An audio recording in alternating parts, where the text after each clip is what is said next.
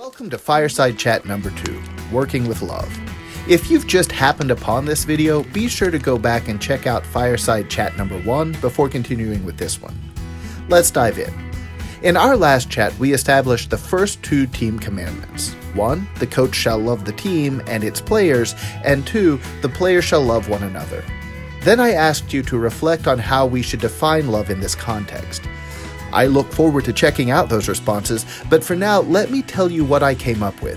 In this context, the word love means that I always want what's best for you, no matter what. That's pretty simple, right? I'll say it again. I always want the best for you, no matter what. Can we live with that as a working definition for right now?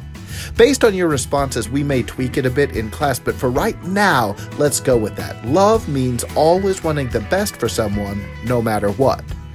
That feels pretty right to me. My job is to always want the best for each team member, no matter what, and that's your job too. But I wonder if we can unpack it a little more. In order for me to act on that definition, I need to know what's best for each of you. And that's kind of a tall order. I mean, there are several of you, and we all want different things. In fact, we all want a lot of different things. So how am I supposed to know what's best for you? Well, fortunately, I've been a human longer than you, and I have some experience with this sort of thing. First, what's best for you could be a million things, and it depends on what we're talking about. Ultimately, once you're a fully functioning human at around 25, you'll get to make all these decisions for yourself. And it's not like you have no say in it now. But at this moment in time, like it or not, you still need fully functioning humans, aka old people, to guide you. That's because your brain's still cooking. Can you feel it? Right now, your prefrontal cortex, PFC, the most human part of your brain, is still pulling itself together. If you're a senior, you're only about 7 years away from a full PFC functioning, and that's the thinking part of your brain. The part that makes decisions about what you're doing in the outer world. Decisions about what's happening in the inner world, your body, is already basically developed. That's the limbic system. So you don't have to worry as much about that. Just don't always believe what the limbic system tells you. More on that later.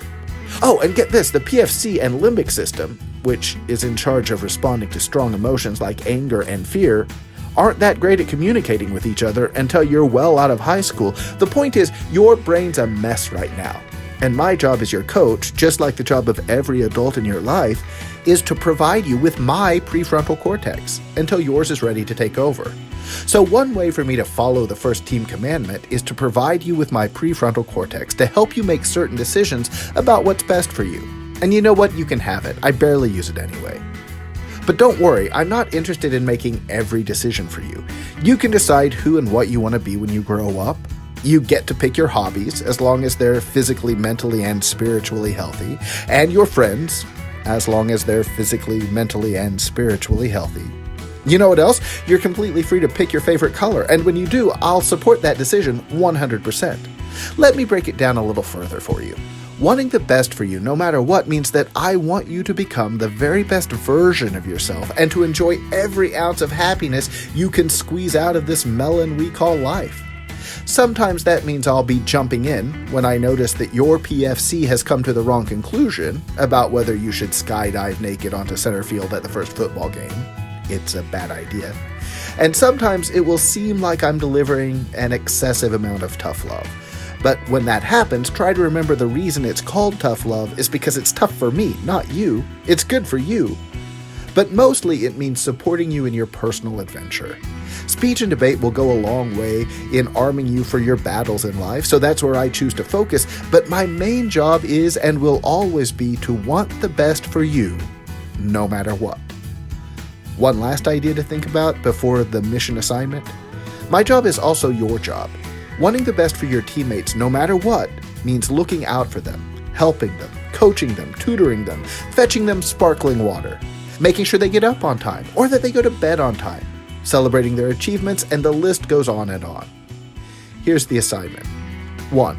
As soon as you start, put your phone on Do Not Disturb and set it far away from you. 2. Identify 3 people who have conferred acts of love on you recently.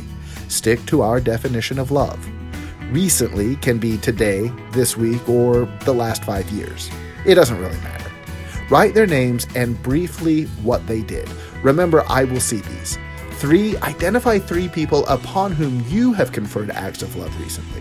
Again, write their names and what you did. 1, 2, 3, go.